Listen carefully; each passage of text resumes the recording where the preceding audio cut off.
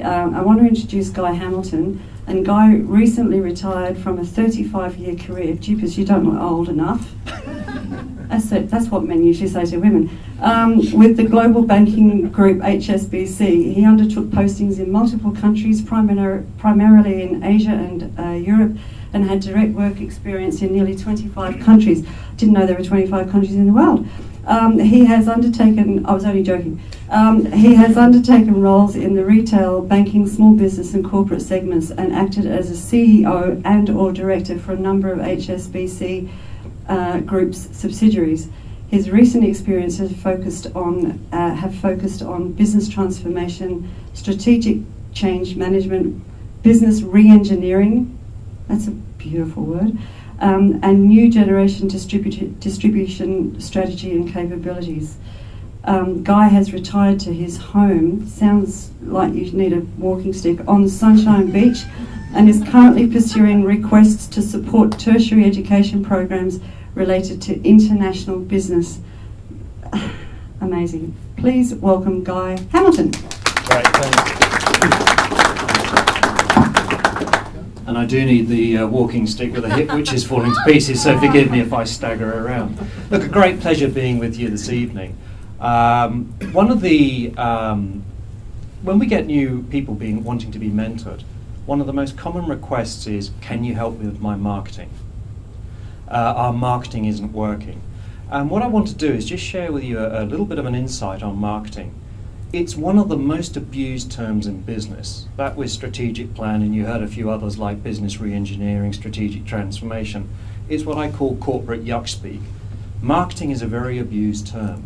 And in its essence, it's about articulating a clear product, an idea or a service to a defined market segment which they find compelling and engaging. And what you're after in marketing is very simple: engagement.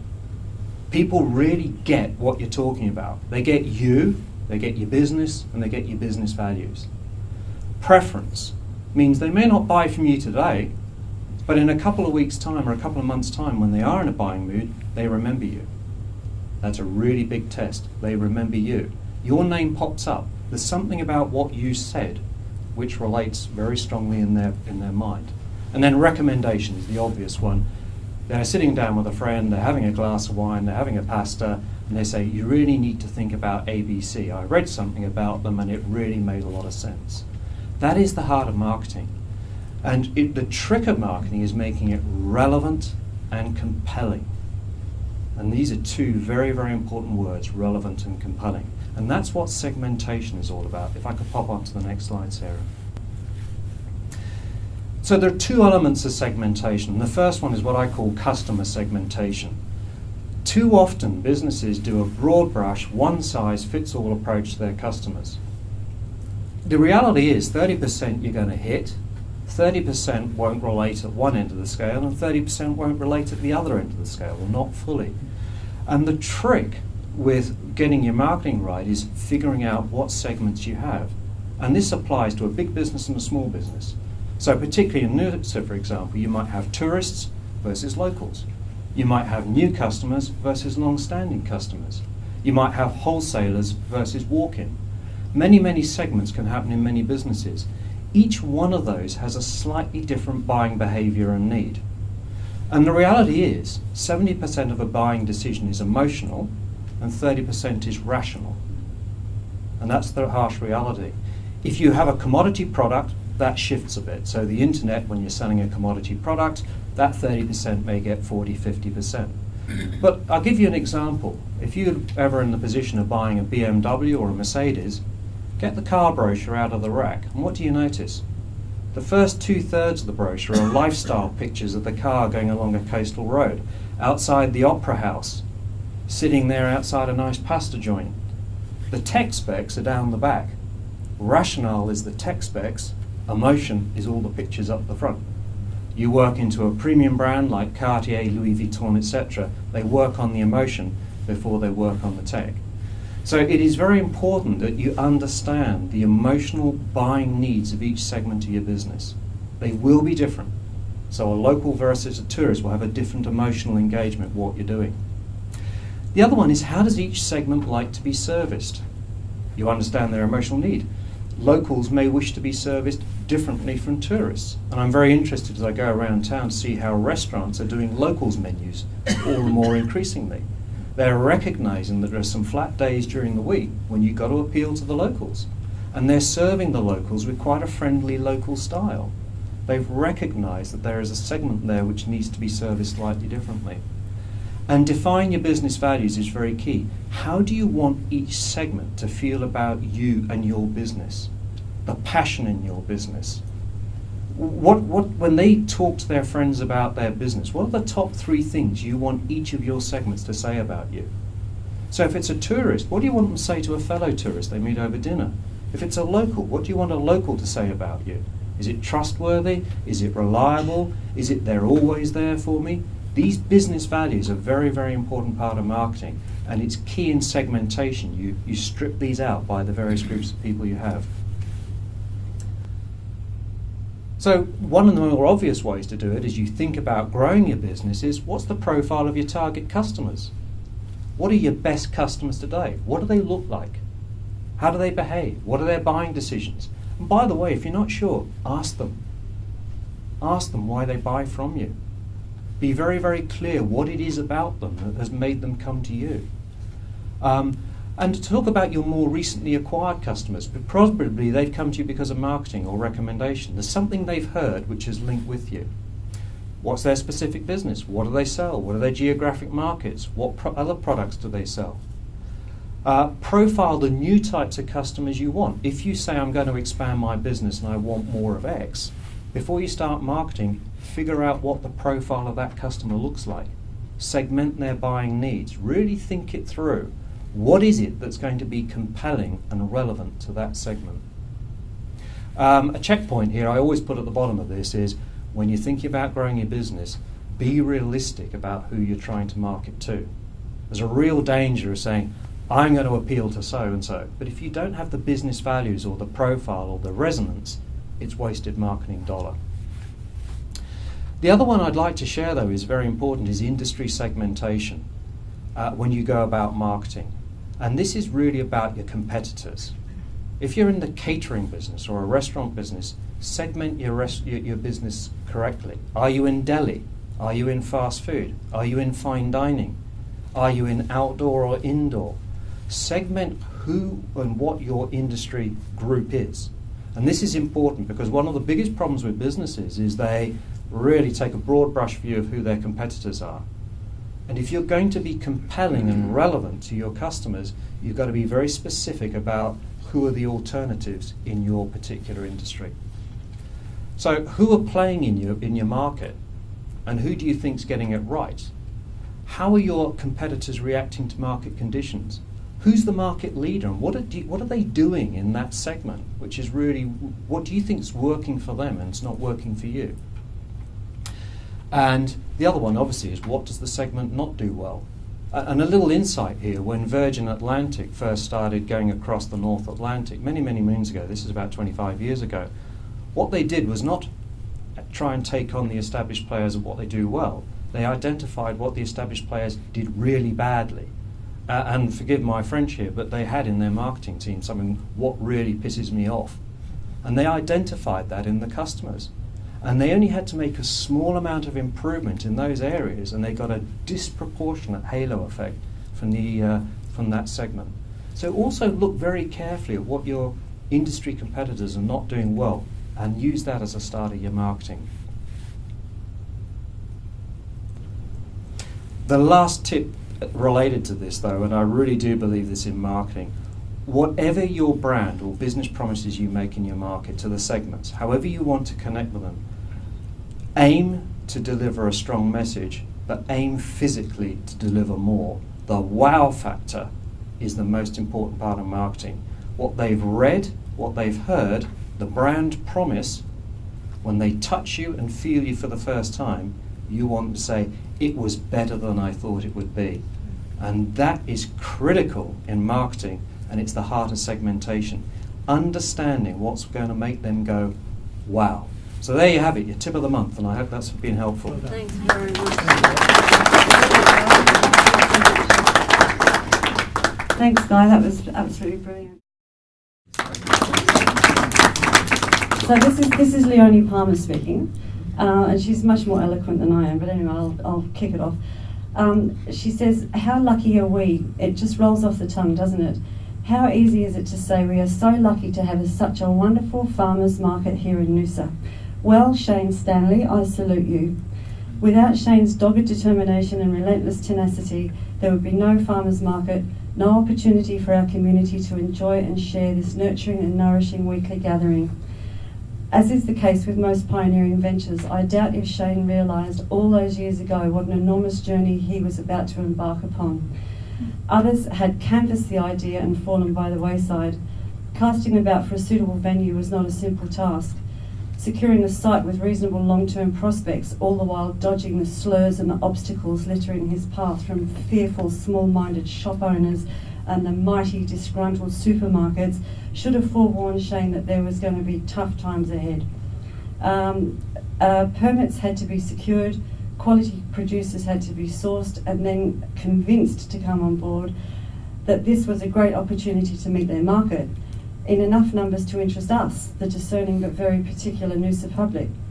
There was an infrastructure to be required: tents, generators, trucks, trailers, and early morning workers. Money to spend in every direction, and always the armchair critics ready to jump on somebody else's bandwagon, convinced that they knew better, could do it better, all from the comfort of a warm bed on a Sunday morning. Thankfully, we as a community love to get involved in a new project, so interest, understanding and support for the market idea grew as we all grasped that our market had integrity. The produce, freshly grown, dug, picked, baked, handmade and local, has found an appreciative, ever-growing loyal audience, prepared to pay the producer a fair price to be well fed and nurtured by our very own farmers and friends. But this is Shane's story, and who is better equipped than Shane to share his remarkable journey with you? I wish you all a most convivial evening and fervently wish that I were there to share the evening. Over to you, Shane, and promise me you will tell your remarkable tale, warts and all. Love, Leonie. Well, that's very nice. I have to thank you for that. That's the first time I've heard that. So that's pretty awesome. Okay, now I'm going to hit you with a few questions, but the first one I want to know is the first time I ever saw Shane without his hat on was the other day, and I didn't actually recognise him. And I want to know, are you related to Molly Meldrum or? No, there's hair under there. Yay! There's real hair. A lot of people think I am bald because I wear this hat everywhere, but yeah, no, there's hair. Fantastic. It's just a part of what I do. I wear the hat. I don't wear it to bed. I wear it when I'm at work, which is most days. So there you go. I do have normal clothes. Not that many people see them. No, I saw them for the first time. He looks very spunky without the hat and normal clothes on. I think I didn't see him without car keys for the first 10 years. Shane, how long have you been in Noosa?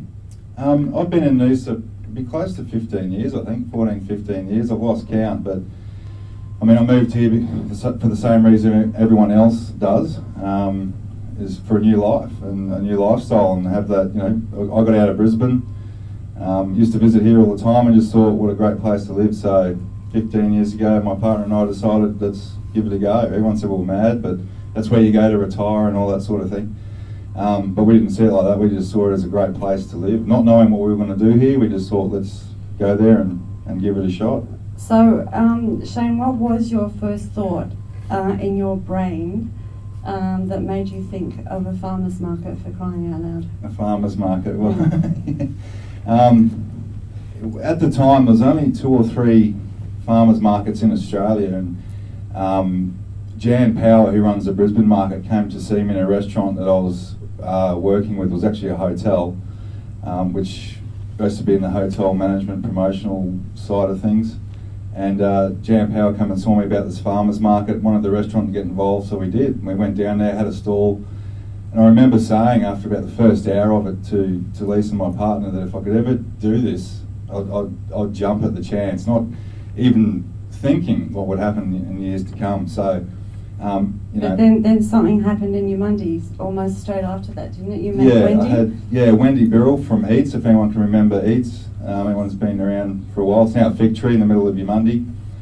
Wendy Birrell was the owner of that, and her and a friend approached me and said, you know, with your background and the things that you've done, we think that you could run this, and put it in front of me, and I said, I'm doing it, and off I went. I didn't think twice about it at all. But one of the first people, after you got that thought in your head and had been asked to do it, was Leonie Palmer. It was, and not many people know that. The people close to me obviously know that have been on the journey from day one. We all remember, but yeah, when we kicked off in Yamundi, it didn't really go in the direction we wanted it to. It became about Yamundi or the shops or something else, and we didn't want that. We wanted it to be about farmers. Farmers had to be number one, and I think Leonie picked that up and encouraged me to come down to Noosa to have a look. I had never met Leonie, I didn't know who she was. She just said, come down, meet me, let's go find a venue in Noosa.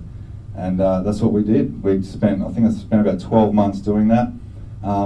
Leonie was a good friend over that time, and yeah, it really gave me the belief that we could do it down here in Noosa. So. But Shane, you also had to create another relationship, and that was with the council. How did you get on there? Not too well.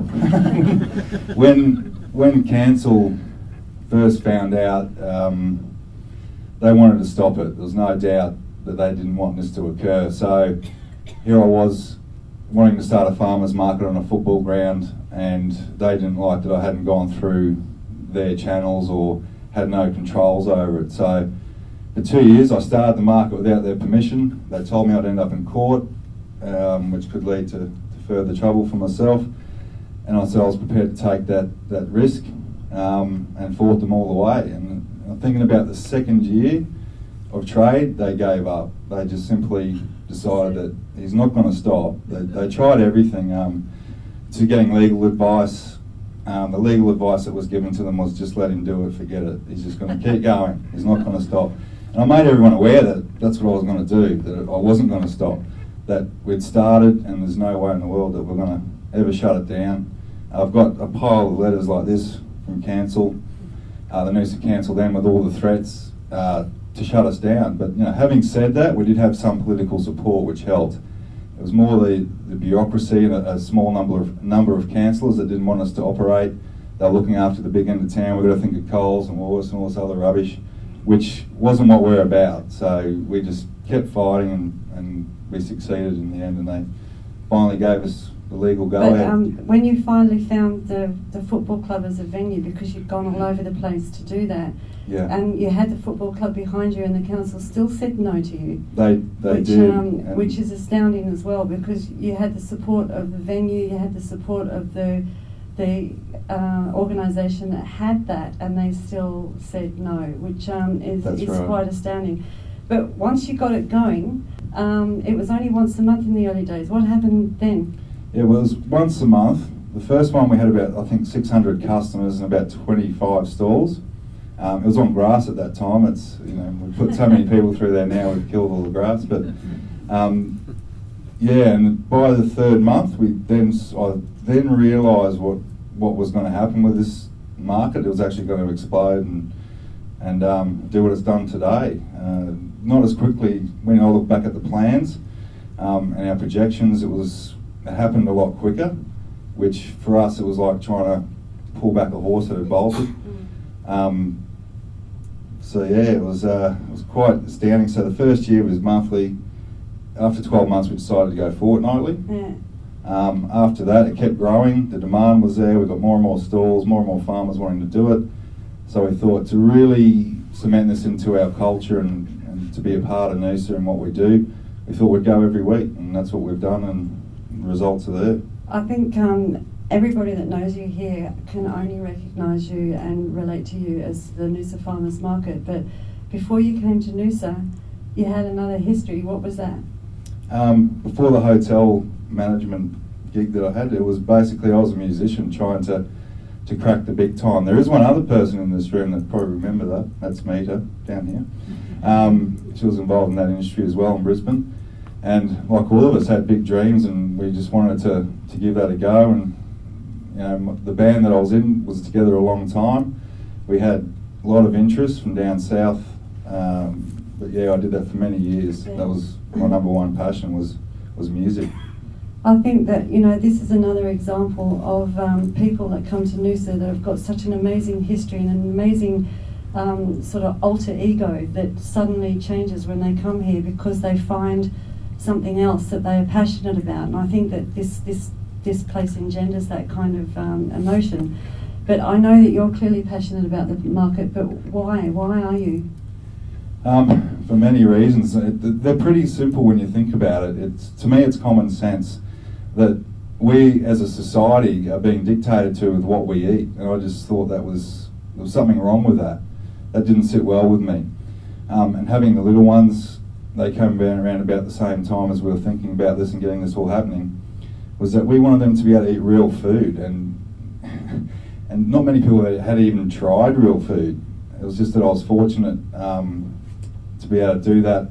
Living where I lived, there's a lot of Italians and a lot of food culture, but a lot of people were just, cheaper the better. And for us, that was one of the reasons. The other was, I suppose, not politically motivated, but it was about giving farmers another outlet rather than just trying to fit into the system where all the big farmers now are still shoveling money into sending their fruit to Brisbane. That just wasn't working for our guys around here. They're small to medium farmers, so we wanted to give them an outlet. We wanted them to survive, because if we can, don't mean to go on about this, but yeah. If we can truly have a sustainable food source and have food sovereignty, then you're in control of your community. You don't have anyone else dictating what to build, what to buy, what to do with the water. Food is so important. It's a central part of our lives. It's like the air we breathe. Without it, we wouldn't be here.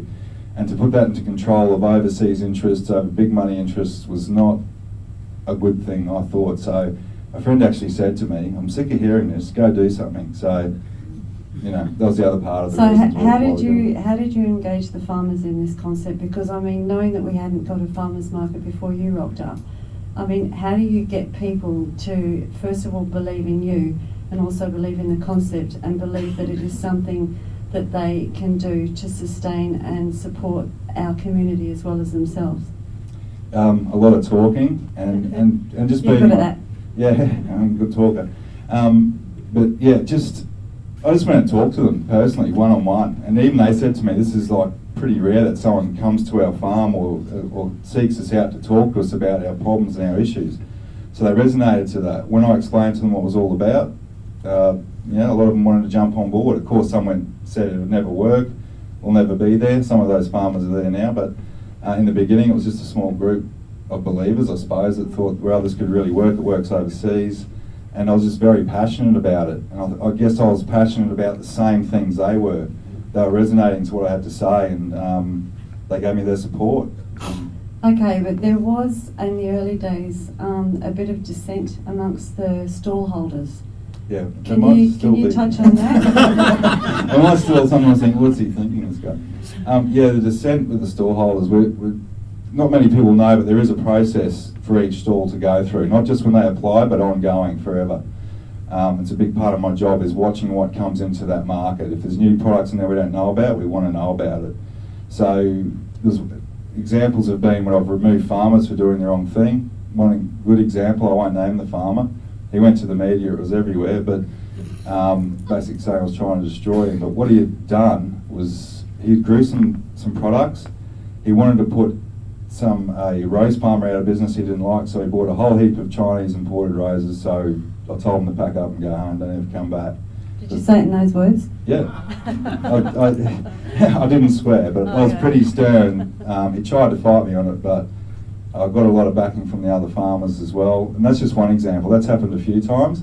But unless they're there as a part of the team, they're not there. They've got to be a part of... We can compete amongst ourselves in there, but overall, if we're not looking after each other, well then they don't have a place there.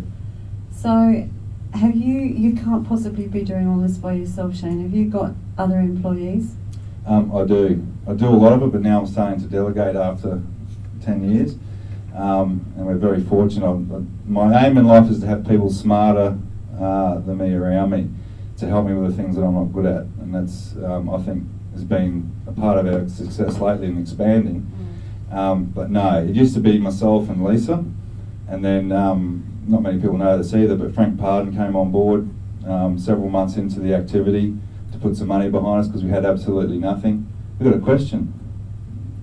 She's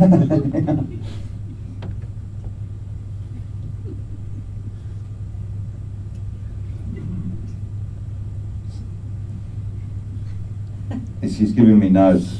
That's your PR lady.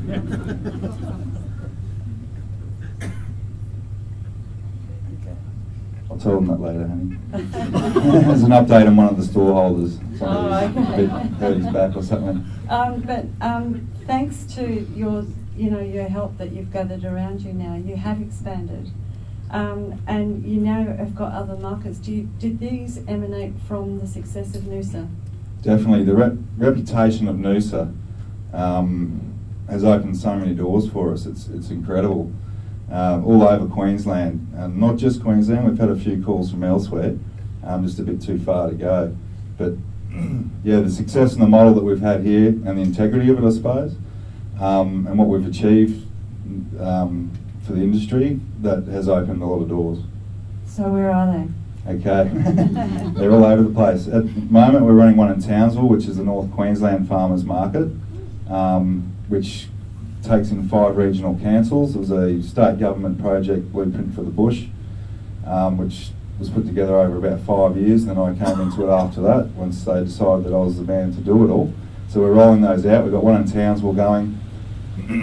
We're looking at one in Ingham, which is about to roll out, and then we go to Ayr, Charters Towers in Innisfail, and it's the one project. We worked with the Economic Development section of the Whitsunday Regional Council to get one going for them. It was a 2-year, we did a lot of work for 2 years, then we got the market going, and I've just handed that over to the venue last week, so I don't have to be there all the time anymore, which is really exciting for them. We have one in Noosa, obviously, one in Kawana Waters, which is at the state school there, which is really starting to grow. We're in our 2nd year there, and that's about the time they really take off, and that's starting to take off. And we're also working on one, we got approval from council 2 weeks ago to start in Mackay, and also about to sign a contract for Brisbane, which is somewhere I never wanted to go, but it's just from farmers harassing me for about 3 years to do it, that we decided to give it a go. So, but Shane, other councils have actually sought your advice about this, and what do you tell them? Like, why do they ask you these questions, and what is it that you can tell them that makes them endorse what you're doing? Well, the message is simple. It's about local. It's about, a good example is corporates can take out, I don't know if anyone knows this here, but the corporates in Noosa take around $300 million a year out of our community. So I use that as an example. We're a small community. I use those sort of figures to say this is what is leaving. If we could capture 10% of that with the activity that we propose, then we're doing well. We're on the way to changing things. And that is my main message when I talk to local councils and our state government, that it's very important that we have a local focus for these businesses, or they won't be there. And we all need to support each other. It's not just help one person out or one sector out. If we can get 2 of the sectors in a region moving locally, the local commerce, then the rest will follow. That's what I believe. You still need outside input, but that's the main message. But you've obviously, the structure of this business is based on systems. It is. So what systems have you got, and do you share them with the growers so they understand what it is you're trying to do, and how you control what you've created? Yeah, the wonderful thing about what we do is we share everything. We share our systems with them. Obviously, they've got to understand them. We try and make everything as transparent as possible. We're even going to another level with that, where farmers can jump online and see what other farmers are doing. We're about to launch the Noosa Foodie Trail, which has been a long time coming, but we're nearly there, which will give transparency to not just the farmer or the people I deal with, but to the public, can see what we're on about, where they're growing it, where else do they sell. I want to grab some tomatoes. It's a Tuesday. Where can I get those local tomatoes? It'll all be listed. So everything's transparent. You've got a waiting list, haven't you? We do. Noosa's just not big enough, the area, to put more farmers in. We could, there's many wanting to get into that market. But the area that you've got at the football ground, there is actually room to expand. Why don't you? Okay, there's a few reasons. At the moment, shouldn't have had that beer. At the moment, I'm finally going to get in the same room with Glen Elms and the football club to try and work out how we keep that market there or find a new venue. The council, the Sunshine Coast Council, were happy to put in the money for the infrastructure to fix it all up over 5 years, which was a pretty big win considering we were in Noosa. We actually convinced them this was a good thing. Russell Green actually did that. He went in there for me and convinced all the bureaucrats we need to put this amount of money into this so we can expand and we have room to grow, and we've got car parking and the roads are fixed. The club got very frightened by all this and knocked it back.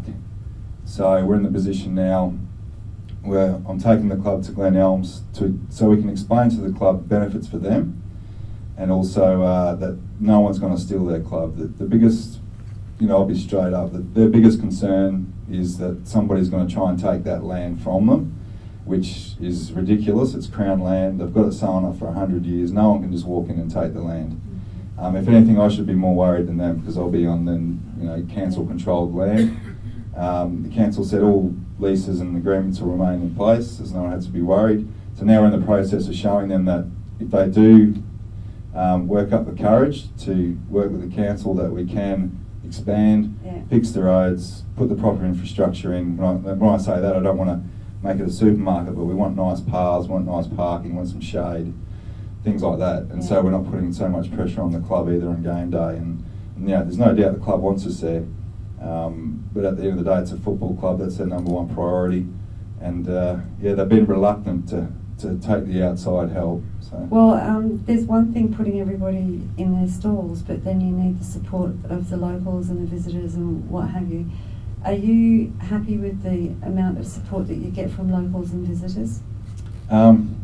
Still today, I guess I'm a bit overwhelmed by how many people visit that market and love it. It's a part of their life. It's everything to them, and it's quite amazing to see. It's just awesome. And when tourists here, the wow factor, which we talked about before, that's what we give them. And how many of our local restaurants support you? A lot more than I know about. A lot of them would like to support, just have all 100% local produce, but that's nearly impossible. So, at 5:30 in the morning, you'll see chefs walking around ready to go to work buying product, which is pretty amazing. On Sunday, we saw a wholesaler back up to load up his truck and take their goods. And it's not just, it's also the local fruit shops as well. Yeah. Like they'll have 20 extra cartons of mandarins or whatever to take to the local fruit shop, which was what we're all about. It was never about only we can sell their product. It was about getting as much of their product out there as we could so they could return the favour and spend all the money they make in the community. I want to ask you a pretty powerful question here because I don't think anybody has any idea. How many dollars does the market bring into our economy every year? A fair bit, I was surprised who. But it's up to around $50 million to the community. Can you believe that?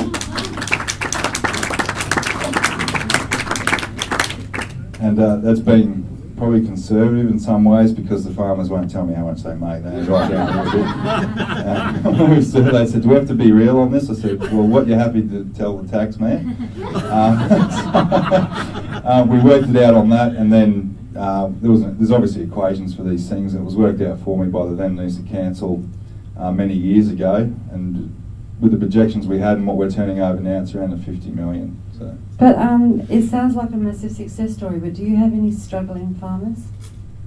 There's not many that actually work with us. If there's somebody struggling, we do our best to make sure that doesn't occur. Myself, our team, our market team, and also the other farmers. If someone's struggling, we try and pick them up the best we can, and maybe look at their business model, where are they losing money, and just give them some harsh realities. Having said that, there are still farmers in this community that are going broke, which we should all be ashamed of. But today on the ABC, I heard about one of the citrus growers at Kenilworth having to plough down half their trees or more because Woolworths and Coles dropped their price, I think it was last season, to 99 cents a kilo. So every time you see that, the price drop in the big supermarkets, a farmer's going out of business somewhere.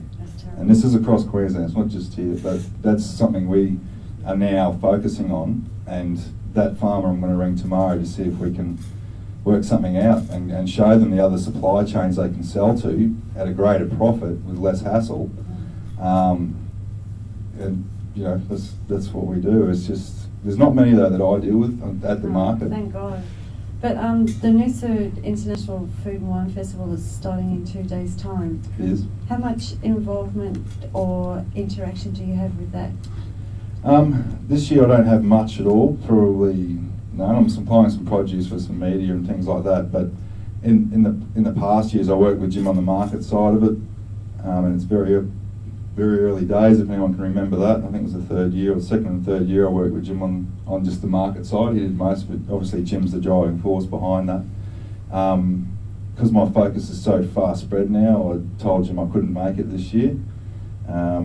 And for me, I've always, Jim's done a great job and I get on well with Jim, but I always say, you know, we're missing an opportunity for some of our great producers here, and I'll always be critical of that, and I always keep harassing him to try and add some more local content, because we do have international standing growth. When you say that we're missing out on an opportunity, can you explain what you mean by that?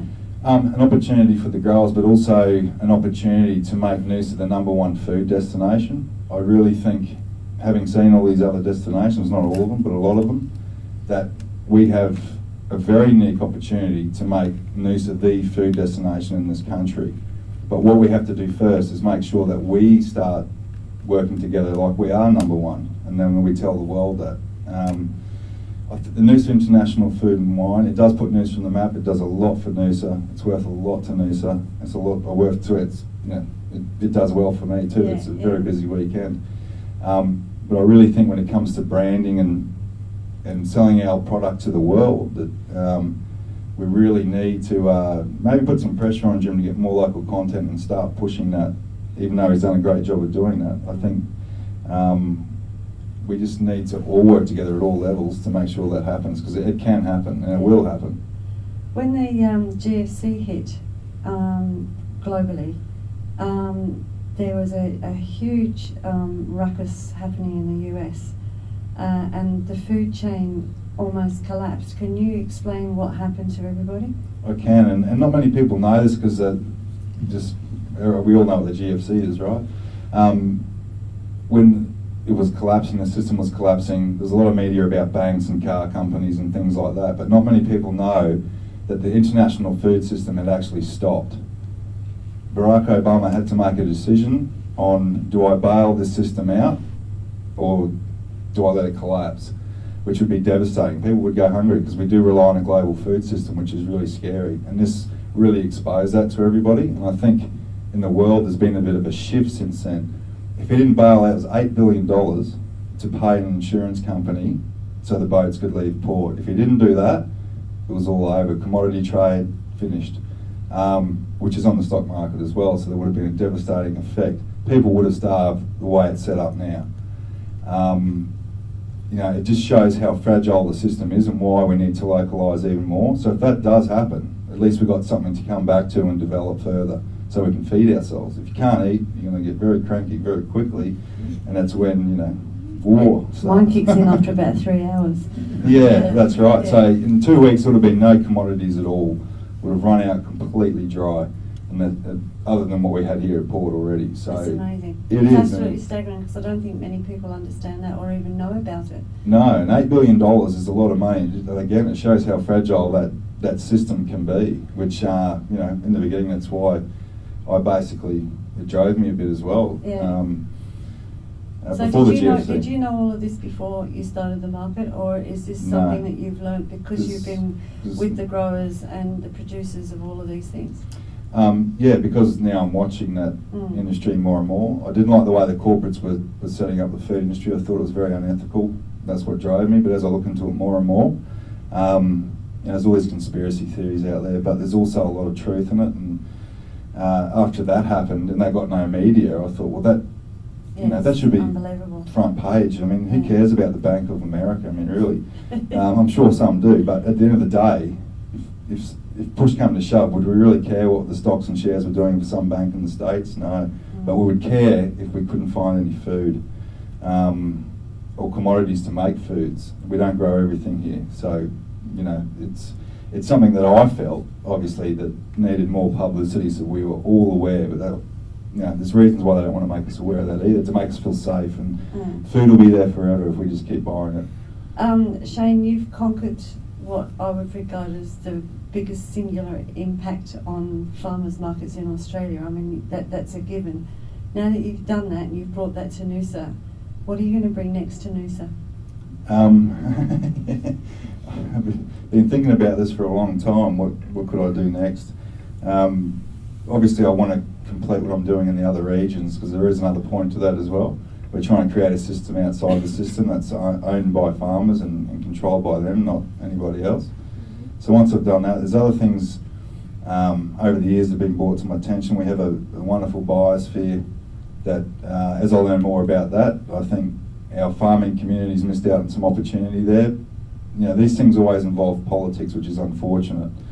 But the biosphere is something I want to get involved in and try and help push that in the right direction, so to speak, and actually get some action. I think a lot of people in Noosa don't even know what that means, so I mean, that'd be the first thing that you could do, is explain it to people. Well, the biosphere, it's sanctioned by UNESCO, which is an arm of the UN, to protect our environment, and it's about man and the environment, how we live within that environment, how we develop our systems, how we grow our food, that type of thing. There's a lot of aspects and dimensions to it. It's about ecotourism, it's about attracting some foreign investment into eco-smart technologies, that sort of thing. And for us, it was about, we had the opportunity, and I didn't get involved early enough, but we had the opportunity for our farmers to get funding for infrastructure, even things like sealed roads, things we take for granted down here on the coast, where we have sealed roads and nice bridges. They're fighting floodwaters just to get to work. So we have the opportunity to get into a pool of money that'll help put that infrastructure in outside of council and state government. There's also other opportunities for farms to become more green through that system. We can actually get a sustainable food system in this biosphere which feeds our community. And that's where my interest lies. It's and plus tourism and other things, but that's the main reason why I thought that's what I want to get involved in next. One of the things I want to get involved in next.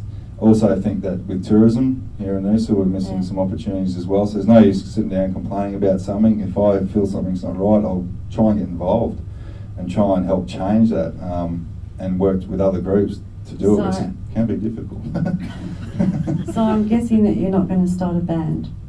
No. I wish. That's something. I did this so I had more time to play music, but I haven't picked up the guitar or the drumsticks too often since. How many of you learnt something about this whole process and the anxiety and the journey and the stress and the strain that he went through to get this to us? So I think it's absolutely amazing. Shane, thank you ever so much, Tom. Thank you. Thanks for having me.